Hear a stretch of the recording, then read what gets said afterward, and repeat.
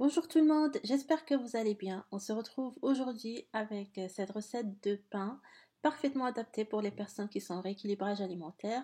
Si vous cherchez un pain avec un indice glycémique bas, avec plein de fibres et de protéines, cette recette est pour vous.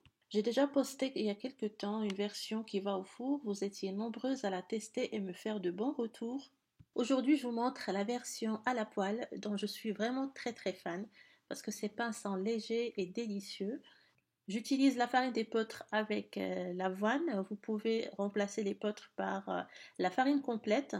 On va mettre le sel, la levure, une cuillère à soupe d'huile d'olive et on va rajouter l'eau pour former la pâte.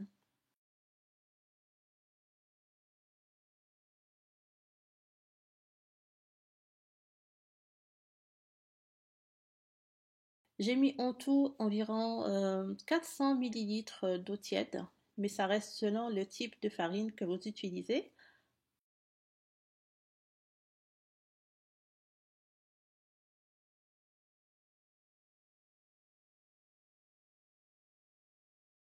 Pour enrichir encore ce pain, vous mettez des graines de votre choix, soit des graines de lin ou des graines de chia.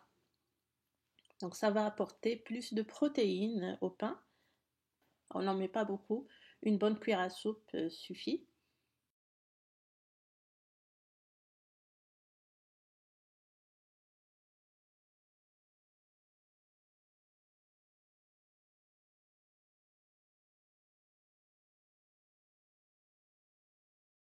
Une fois on a formé la pâte, on va la laisser lever tranquillement jusqu'à ce qu'elle double de volume. Vous pouvez aussi la laisser toute la nuit au réfrigérateur si vous voulez préparer votre pain pour le lendemain. Après, vous divisez la pâte en plusieurs boules et vous les aplatissez à l'aide d'un rouleau à pâtisserie en farinant un peu le plan de travail.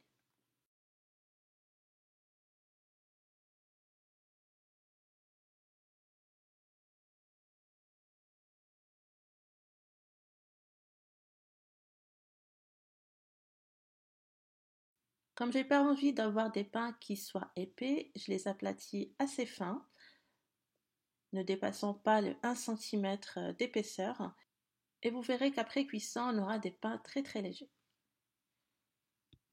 Je ne les laisse pas lever non plus une deuxième fois, c'est juste le temps de les faire aplatir et après je commence la cuisson tout de suite. On peut même faire les choses au fur et à mesure, chauffer les poêles, aplatisser le pain et le mettre directement dans la poêle. Maintenant, je commence à les faire cuire dans une poêle chaude sur feu moyen. On dépose le pain et dès qu'on voit les petites bulles qui commencent à se former, on va le retourner et on laisse quelques minutes, puis on le retourne une seconde fois. Quand ça gonfle comme ça, c'est que le pain est cuit de l'intérieur. Mais si ça ne gonfle pas comme un ballon, pas de panique, ce n'est pas grave. Des fois, il suffit qu'il y ait un petit trou qui laisse échapper l'air chaud du pain et ça fait que le pain ne gonfle pas autant. En tout cas, vous comptez 5 à 6 minutes de cuisson pour chaque pain.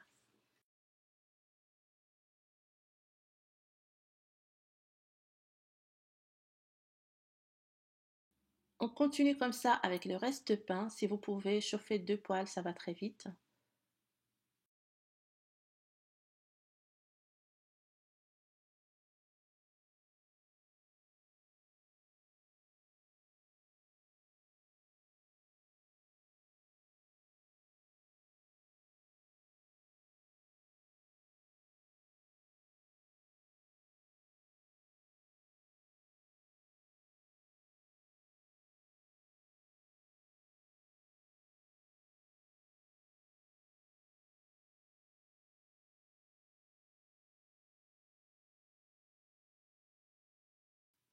Voilà donc notre pain qui est prêt. Je vous montre comment il est de l'intérieur. On peut l'utiliser pour faire des sandwichs, le servir pour accompagner des tagines et aussi pour le petit déjeuner.